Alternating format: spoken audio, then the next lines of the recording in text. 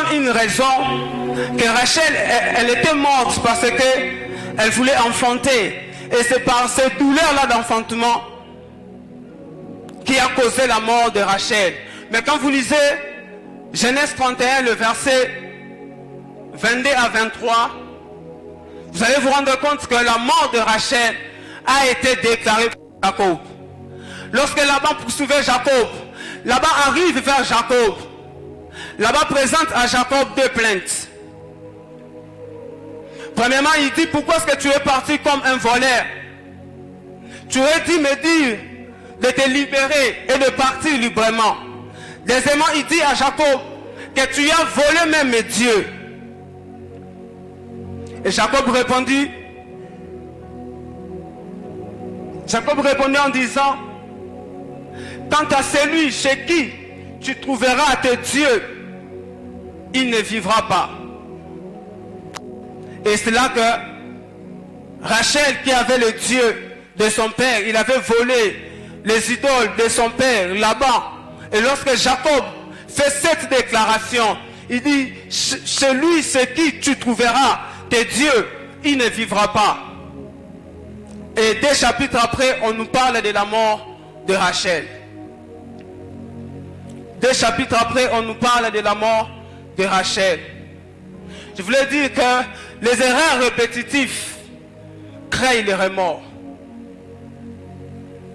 Et la rencontre de Jacob avec Joseph, normalement cette rencontre devait être marquée par des moments de joie, de bonheur.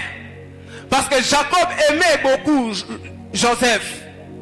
Mais lorsque Jacob rencontre Joseph, Jacob saisit l'opportunité pour commencer à se souvenir de son passé. Jacob dit, les jours de ma vie ont été peu nombreux et mauvais. Or, Jacob devait se réjouir parce que Jacob venait de retrouver le fils qu'il aimait. Mais Jacob revient dans son passé pour parler de ses erreurs, pour parler de ses fautes. Et c'est là que lorsque Jacob voit à chaque fois Dina, Jacob peut facilement se souvenir de ses erreurs. Jacob peut facilement se souvenir de son mauvais choix lorsque Jacob voit Dina. Lorsque Jacob voit Benjamin, Jacob peut facilement se souvenir de cette parole déclarée ou prononcée qui a causé un deuil dans sa famille, qui a causé une perte dans sa famille. Et la présence de Benjamin, la présence de Dina était un message pour Jacob. Leur présence rappelait à Jacob ses erreurs. Leur présence rappelait à Jacob ses fautes. Je ne sais pas les cas pour quelqu'un ici. Tous, nous avons un passé. Tous, nous commettons certaines erreurs. Ces erreurs-là peuvent être négatives, peuvent influencer notre vie d'une certaine manière, peuvent causer les blessures dans notre âme, peuvent causer le choc des comportements, d'attitudes, peut nous faire perdre cette capacité ou cette force de la personnalité. Les erreurs du passé peuvent créer ou peuvent causer les blessures dans l'âme. Quand Jacob voit Dina, pour Jacob, Dina était un message. Pour Jacob, Benjamin était un message. Parce que Jacob se souvenait de son passé. Et chacun de nous, nous avons un passé. Et dans chaque passé, peut-être, nous avons eu à commettre certaines erreurs. Ces erreurs peuvent influencer notre vie négativement ou positivement. Mais ici, j'aimerais plus parler dans le sens négatif. Dans le sens négatif. Je ne sais pas ton cas. Si tu as une erreur que tu as eu à commettre, et cette erreur commence à peser sur ta conscience, et cette erreur commence à créer en toi le dégoût de vivre. Parce que Jacob, au lieu de se réjouir d'avoir rencontré son fils Joseph, Jacob commence à se plaindre. Jacob commence à se souvenir de mauvaises situations. L'errement est une forme de nostalgie qui nous détourne du bonheur et qui nous attache aux événements malheureux. Celui qui souffre du remords, il est difficile de manifester sa joie.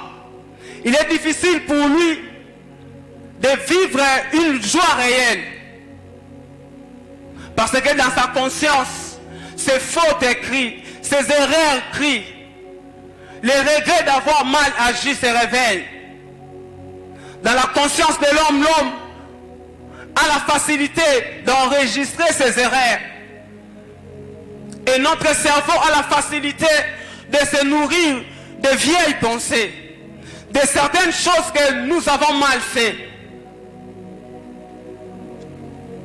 Je ne sais pas ton cas, mais pour Jacob, la présence de Benjamin, la présence de Rachel, de Benjamin et Dina, lui rappelait ses erreurs, le mettait face à une réalité qu'il ne pouvait pas facilement surmonter. Qu'il ne pouvait pas facilement surmonter. Les personnes qui souffrent du remords ont souvent ce langage. Si je savais, je n'allais pas faire ceci. Si je savais, je n'allais pas toucher à la manger. Si je savais, je n'allais pas avorter. Si je savais, je n'allais pas faire ceci. Je ne serais pas polygame. Si je savais, je n'allais pas épouser cet homme ou cette femme. C'est le remords qui crie dans notre conscience. Et tout homme qui vit dans les remords sera obligé de s'identifier par rapport à son passé. Et le passé a la capacité de créer dans l'homme la stagnation. Le passé a la capacité de créer dans l'homme ou de briser même le présent ou le futur de l'homme. Et Joseph a vécu depuis longtemps. Et c'est vers la fin de sa vie que Jacob nous présente une autre facette de son cœur. Jacob dit, mes années ont été peu nombreuses et mauvais.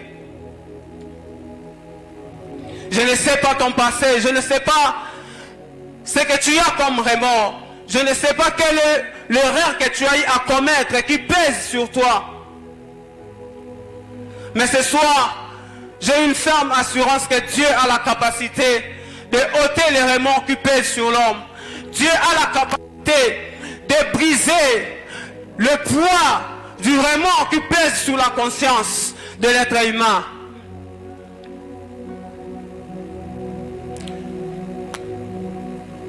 Trois choses que le passé peut produire dans nos vies.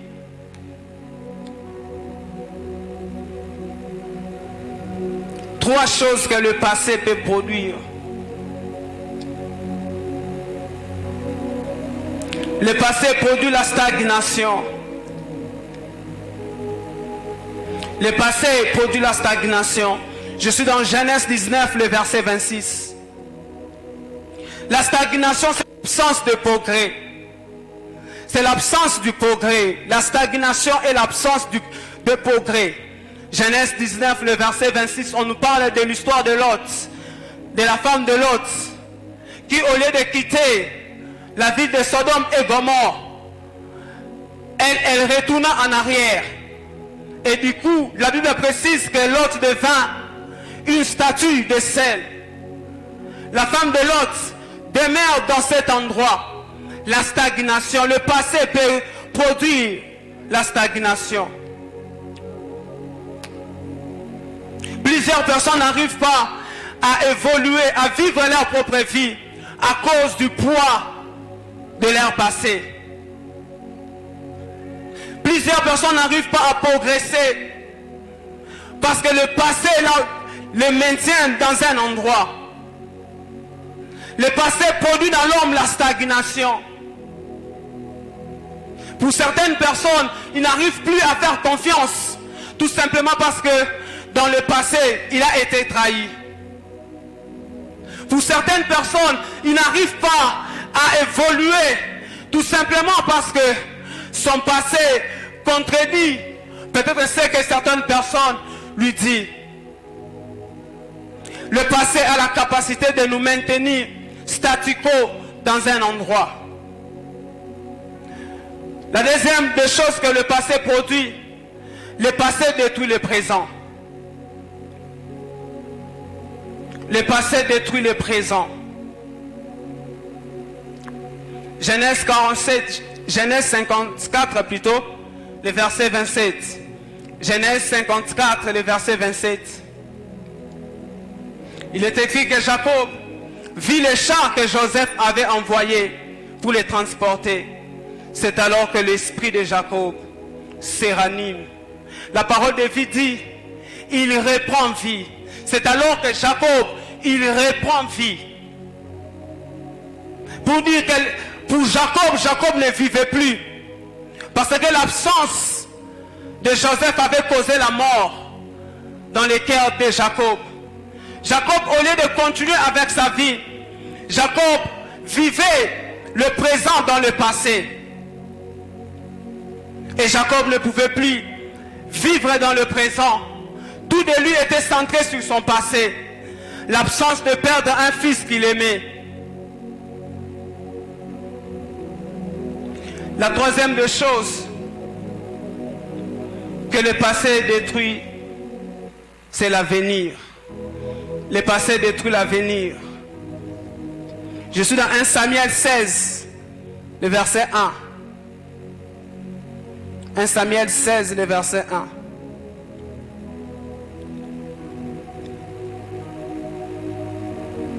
« 1 Samuel, le verset 16, plutôt le chapitre 16, le verset 1.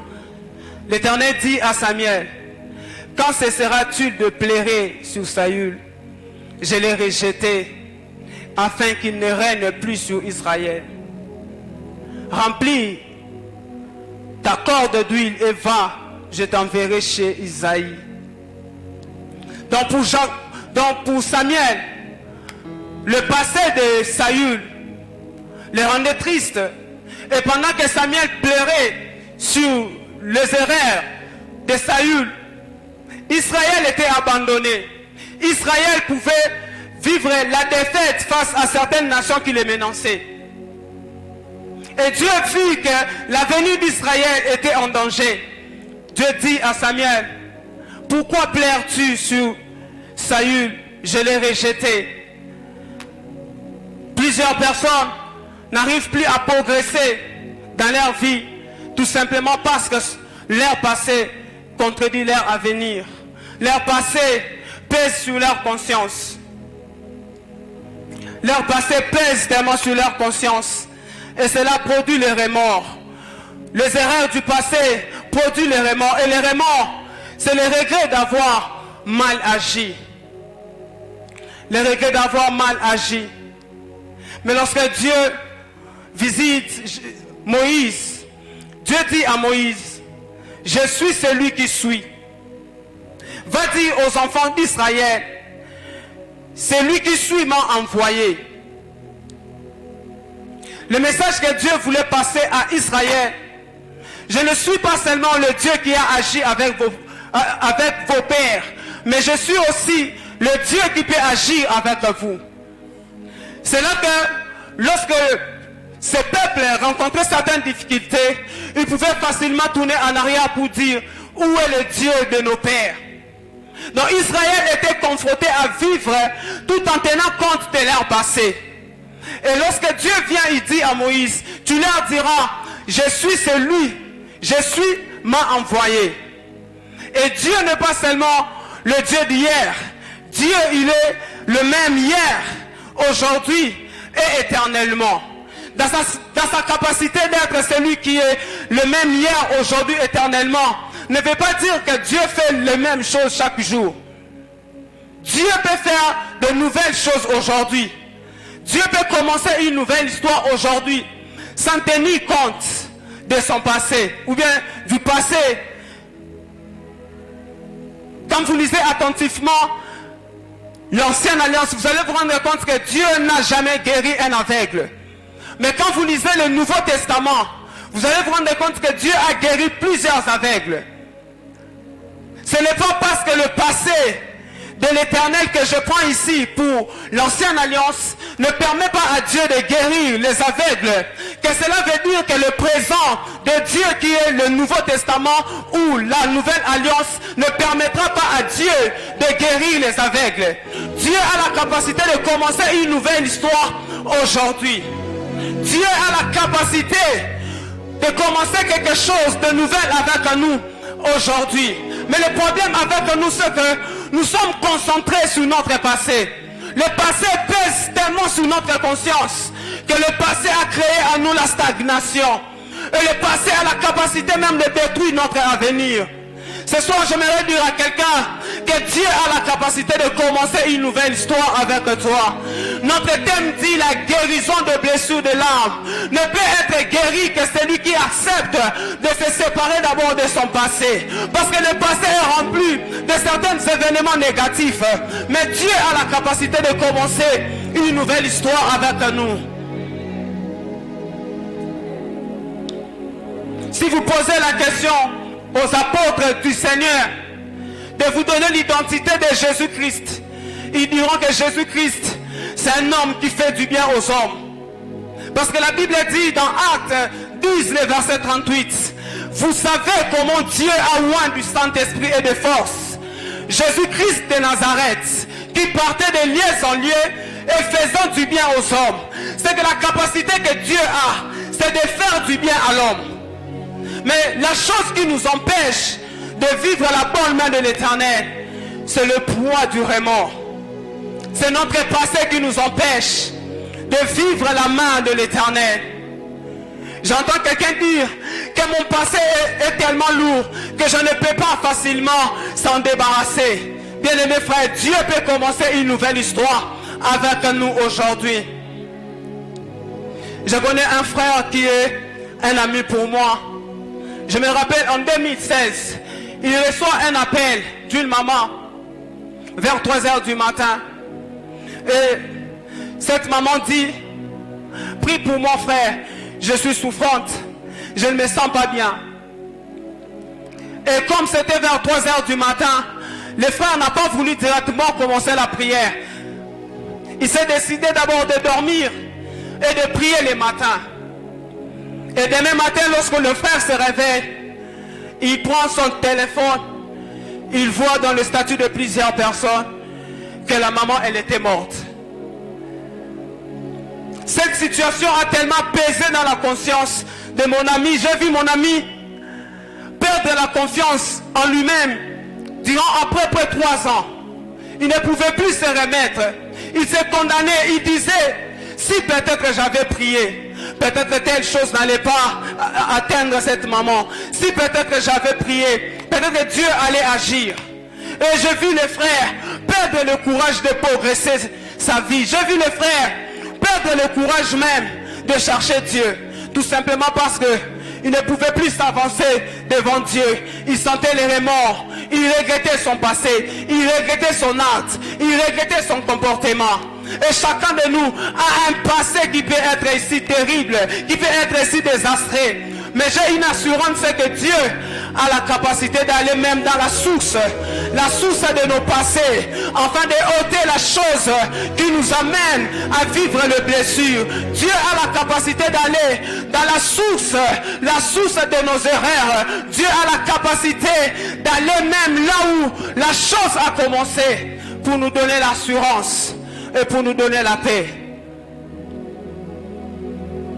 Dieu ne fait pas les mêmes choses chaque jour, bien aimés frères. Dieu a la capacité de faire plusieurs choses. Dieu a la capacité de faire plusieurs choses. Celui qui vit tout en tenant compte de son passé enterre son présent et il n'a pas d'avenir. Celui qui vit tout en tenant compte de son passé, il enterre son présent et il n'a pas d'avenir. Il ne peut pas progresser parce que le passé le maintient. Il ne peut pas avoir un présent agréable parce que le passé le maintient. Il ne peut pas avoir l'avenir parce que le poids du passé pèse tellement sur lui.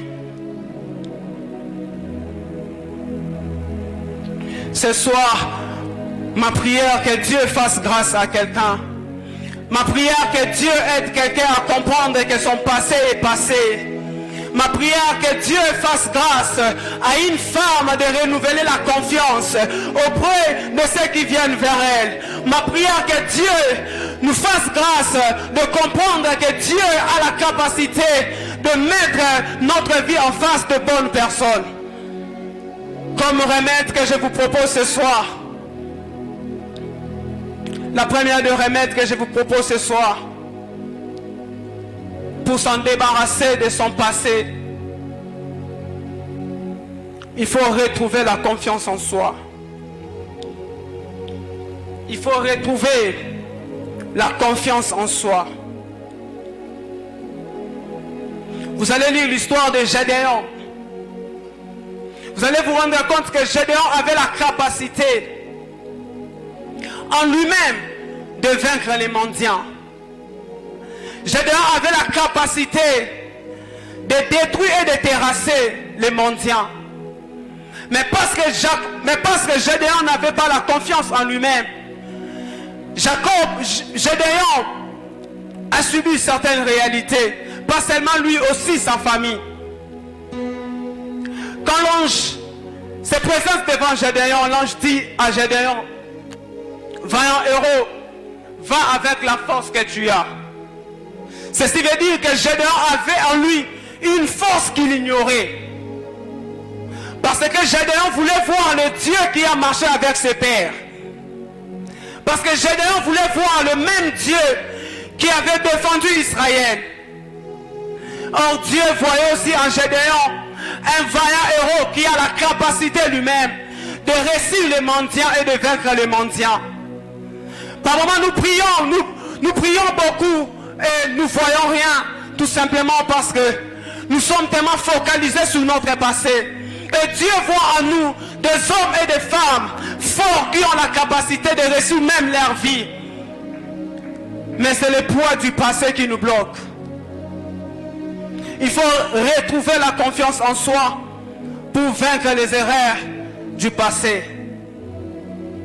Le deuxième remède, je l'ai intitulé « Concentrer sur le présent ». Il faut se concentrer sur le présent. Je suis dans Ésaïe 43, le verset 18. Ésaïe 43, le verset 18.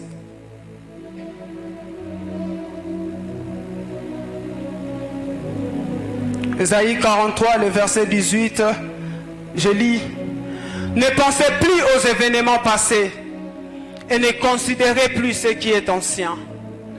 Ne pensez plus aux événements passés et ne considérez plus ce qui est ancien. La meilleure façon de sortir du remords, c'est de se concentrer sur le présent. Moi qui vous parle, j'ai passé une grande partie de ma vie jusqu'ici avec le poids du passé. Je me rappelle quand j'étais tout petit, tellement que j'ai bégayé et je bégaye encore aujourd'hui. Lorsque je parlais avec mon père biologique, il ne pouvait pas supporter de me voir bégayer. Et un jour, il m'a posé la question, quand j'ai voulu répondre, comme il était colérique, lorsqu'on est face à notre père, notre réflexe était déjà qu'il va nous gronder, qu'il va nous parler en mal.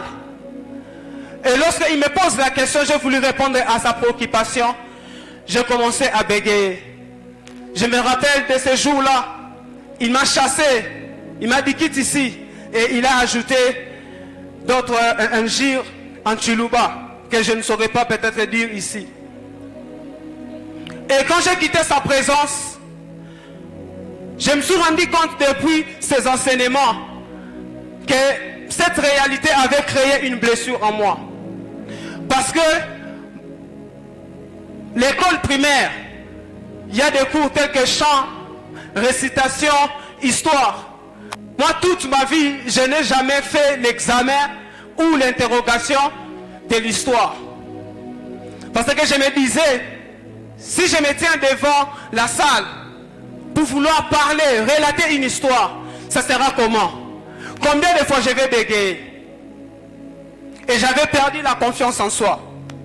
Et je ne pouvais pas me tenir au devant de mes amis pour parler librement. Et j'ai fini presque mes études, voire même l'université. Je n'ai jamais posé la question. Ce n'est pas parce que je manquais des questions. Je ne manquais pas des questions, j'avais des questions. Mais je ne pouvais pas prendre ce courage-là de parler librement devant tout le monde. Je me disais, je vais bégayer et ça va créer des scandales.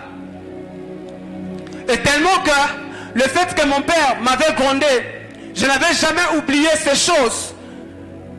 Ces choses ont tellement pesé sur moi au point de me créer des problèmes dans mes études. Dans la première fois que je parlais devant une salle de plus de 20 personnes, c'était le jour de ma défense. Parce que je n'avais pas de choix, je ne pouvais que parler. Parce que j'étais concentré sur mon passé. J'étais resté sur le passé. Et le passé avait détruit mon avenir, mon présent plutôt. Le passé avait créé quelque chose de mauvais dans le présent de ma vie. Et la première fois que j'ai parlé, j'ai prêché. Je me rappelle lorsqu'on m'a programmé pour aller prêcher, je devais tellement parler avec les gens pour savoir si je devais aller prêcher ou bien si je devais annuler la prestation. Et lorsque je partageais avec un frère qui est un ami pour moi, le berger Amy, il m'a dit, John, ce que tu as, la connaissance que tu as, la grâce que tu as, plusieurs personnes ont besoin de bénéficier de cette grâce-là. Et il m'a dit une parole que je n'oublierai jamais. Il m'a dit, John, je n'ai jamais vu un prédicateur qui bégaye. Donc tu es le premier prédicateur au monde qui bégaye. Donc tu peux créer une particularité avec ce que toi tu appelles comme défaut. Et cette parole m'avait tellement donné la force. Je me suis dit, je dois aller prêcher. Mais lorsque je suis allé, ce n'était pas facile. Si je pouvais compter le nombre de fois où j'avais bégayé, même la prédication allait perdre son sens. Gloire soit rendue à Dieu parce que c'est lui qui sait transformer ou c'est lui qui sait créer quelque chose dans les cœurs. Peut-être une parole que je ne sais pas réellement bien prononcer, mais Dieu peut prendre cette parole-là, il place dans ton cœur pour que tu comprennes mon langage difficile. Et cette parole m'avait donné la force. Et quand j'ai travaillé, un autre frère, le frère Lixon, il m'a dit, John, comment tu as pu pour nous prêcher avec beaucoup de difficultés, mais un message aussi bien structuré. J'étais étonné parce que malgré que j'avais travaillé dans ma conscience, je me disais, ces gens ici, ils se moquent de moi en privé. Or, ce n'était pas le cas. Troisième remède que je vous propose ce soir.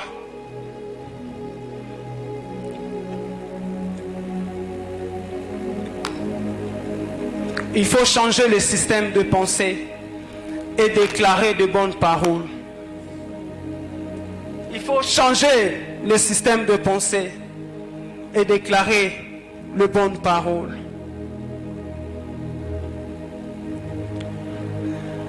Notre cerveau a l'habitude de se nourrir de vieilles pensées. Lorsque nous restons sur les mêmes choses, lorsque nous restons sur le passé, ce sont les souvenirs d'autres fois qui reviennent vers nous. Et ces souvenirs peuvent influencer facilement notre pensée. Voilà pourquoi je l'ai intitulé « Il faut changer le système de pensée ». Il est indispensable de s'empêcher de penser, mais c'est possible de changer sa manière de penser. Si vous lisez Jérémie 19, Jérémie 6, le verset 19, il est écrit: Dieu fait venir le malheur sur ce peuple, fruit de leurs pensées. Dieu fait venir le malheur sur ce peuple, fruit de leurs pensées. C'est que puisque ce peuple ont pensé qu'ils étaient inutiles, et Dieu a fait venir le malheur que ce peuple pensait en eux. Donc à la pensée est liée l'action. Proverbe 18, le verset 21 dit: la vie et la mort sont au pouvoir de la langue.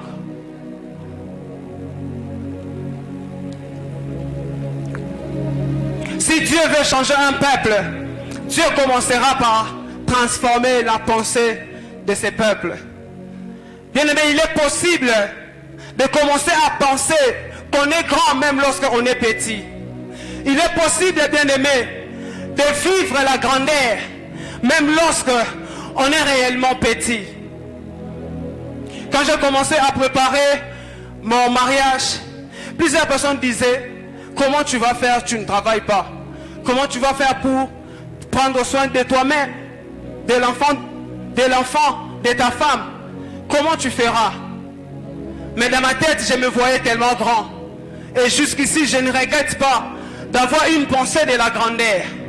Jusqu'ici, je ne regrette pas d'avoir fait confiance en Dieu. Parce que la pensée de la grandeur m'a permis aujourd'hui de vivre, errer, malgré que je n'ai pas ce que les hommes croyaient que ça allait me donner le bonheur. Dieu fait venir le malheur sur ce peuple parce qu'ils ont pensé qu'au malheur. Je connais une femme dans la Bible. Lorsqu'on parle de cette femme, on ne donne pas le nom de cette femme. Et elle habitait le village de Sunamites, de Sumun. Et elle-même, elle s'appelait, on disait souvent, la Sunamite.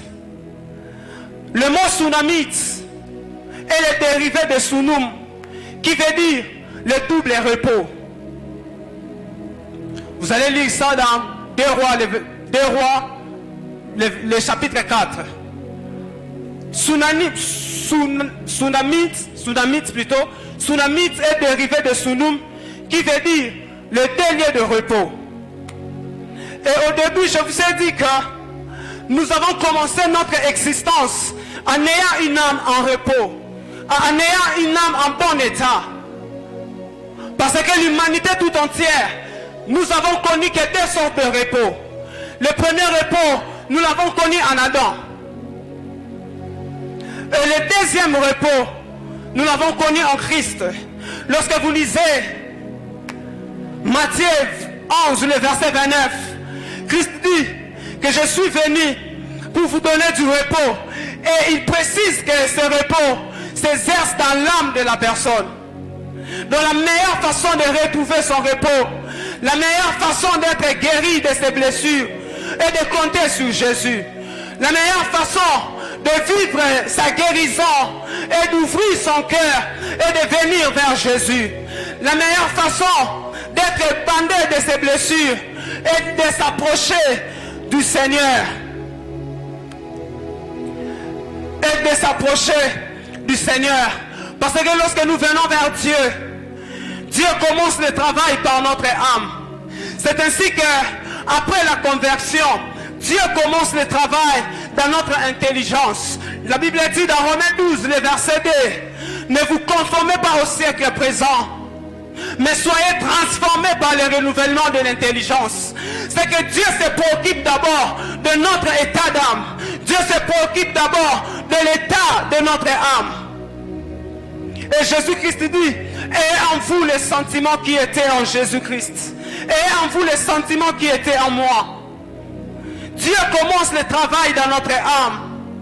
Dans l'âme, nous trouvons l'intelligence. Nous trouvons les sentiments, les émotions, les désirs.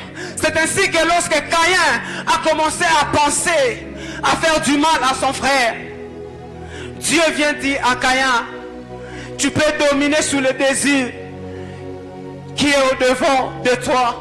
Dans toute la Bible, Dieu a parlé à Caïn que 2 fois. La première fois, c'est lorsque Caïn réfléchissait sur comment il allait faire du mal à son frère Abel. La deuxième fois, c'est lorsque Dieu vient, il dit à Caïn qu'as-tu fait? C'est que la pensée a la capacité de détruire même une destinée. La pensée, les faux raisonnements ont la capacité de nous pousser de commettre certaines erreurs. Dieu dit à Caïn, qu'as-tu fait? Et le verbe fait, traduit en français, veut dire, le verbe faire plutôt, traduit en français, veut dire exécuter, réaliser, fabriquer. Donc quiconque se met à penser, il est en train de fabriquer. Donc quiconque se met à penser, il est en train de fabriquer ou de réaliser quelque chose. La seule fois où Dieu donne la place du Créateur à l'homme, c'est lorsque l'homme se met à penser. Comment tu penses sur ta propre vie? Si nous avons toujours le regard vers le passé de mes frères, il devient difficile pour nous de vivre le bonheur. Parce que le passé est tellement ténébreux, le passé est tellement honteux. Si on se met à regarder les erreurs du passé, bien-aimé, on ne sera jamais guéri. On ne sera jamais guéri. Dieu dit à Caïn, qu'as-tu fait? Celui qui pense à la capacité de réaliser, à la capacité de confectionner, à la capacité d'exécuter. Je ne sais pas ce que tu as eu à commettre comme erreur. Mais ce que je sais, c'est que si nous avons le regard de tourner vers Jésus, la Bible dit qu'il est l'initiateur et le consommateur de notre foi. Ce soir, j'aimerais prier avec un homme, une femme, qui a foi que Dieu a la capacité de commencer une nouvelle histoire avec lui. J'aimerais prier avec un homme, avec une femme, qui prend la décision de laisser son passé et d'évoluer. Ce soir, j'aimerais prier avec une personne qui vient de réaliser que le passé le bloquait, que le passé le maintenait, que le passé avait détruit même son avenir, que le passé avait même détruit son présent. J'aimerais prier avec un homme qui a réalisé que le regard sur le passé l'a bloqué. C'est la seule requête que je veux prier avec nous.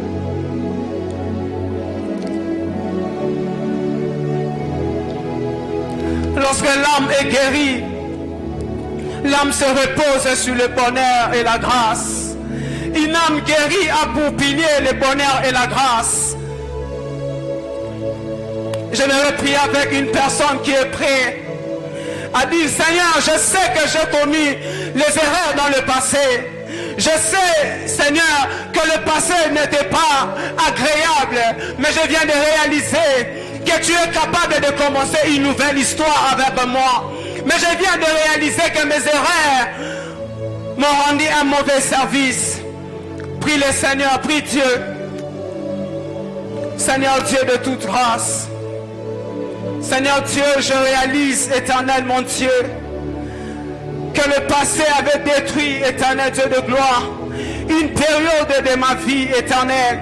Que le passé avait détruit, éternel, oh Dieu, une partie de ma vie, éternel Dieu de gloire. Je te prie, éternel, oh Dieu, je prends la décision, éternel Dieu de gloire, mon Dieu, d'aller vers l'avant. Je prends la décision, éternel, oh Dieu Jésus, d'affronter mon avenir. Je prends la décision ce soir, éternel, oh Dieu, d'avancer avec toi. Je prends la décision ce soir, éternel, oh Dieu, d'aller de l'avant, éternel. Je prends la décision de marcher avec toi. Je prends la décision de croire encore aux bonnes choses. Je prends la décision d'aller plus loin avec toi. Seigneur, je prends la décision de commencer aujourd'hui une nouvelle histoire. Seigneur, je prends la décision de commencer aujourd'hui une nouvelle histoire. Seigneur, je prends la décision, oh Dieu, Jésus, de te présenter, éternel Dieu de gloire, le problème des hommes ce soir. Seigneur éternel, la Bible déclare, éternel, oh Dieu, tu es le Dieu qui exauce la foi. Seigneur, je prie au nom de Jésus. Seigneur éternel, oh Dieu, c'est panier de requêtes éternelles. C'est l'expression éternelle, oh Dieu, de notre foi. C'est l'expression éternelle, oh Dieu, de notre foi. Seigneur, je prie, Adonai, Dieu de gloire, lis nos requêtes ce soir. Seigneur, je prie, oh Dieu, lis nos requêtes ce soir. Seigneur, je prie, éternel, oh Dieu, lis nos requêtes ce soir. Éternel, Dieu de gloire, vois ton peuple, éternel, oh Dieu. Dans tes jours durant, éternel Dieu de gloire, dans ta présence, éternel, oh Dieu. Priant, cherchant, éternel, mon Dieu, la visitation divine. Cherchant la visitation divine. Père, je prie, Adonai, Dieu de gloire, fais du bien à ton peuple, éternel, oh Dieu. Donne à ton peuple un témoignage, Jésus éloquent. Père, je prie au nom de Jésus. Seigneur éternel, oh Dieu, cette troisième édition de Beraka. Père, je prie Adonai, mon Dieu, que les témoignages soient nombreux. Mon Dieu, que la visitation, Père, soit palpable, éternel, oh Dieu, et manifeste. Je prie, éternel, oh Dieu, visite ton peuple, éternel de gloire. Ce soir, je prie et je demande à Dieu que le ciel soit ouvert, éternel de gloire, que nous puissions contempler tes merveilles, que nous puissions contempler, éternel, oh Dieu, Jésus, tes bontés. Père, plaise à toi, éternel, mon Dieu, Jésus, de voir ces requêtes de paix. Donne le boulot, oh Dieu, à ceux qui demandent le boulot.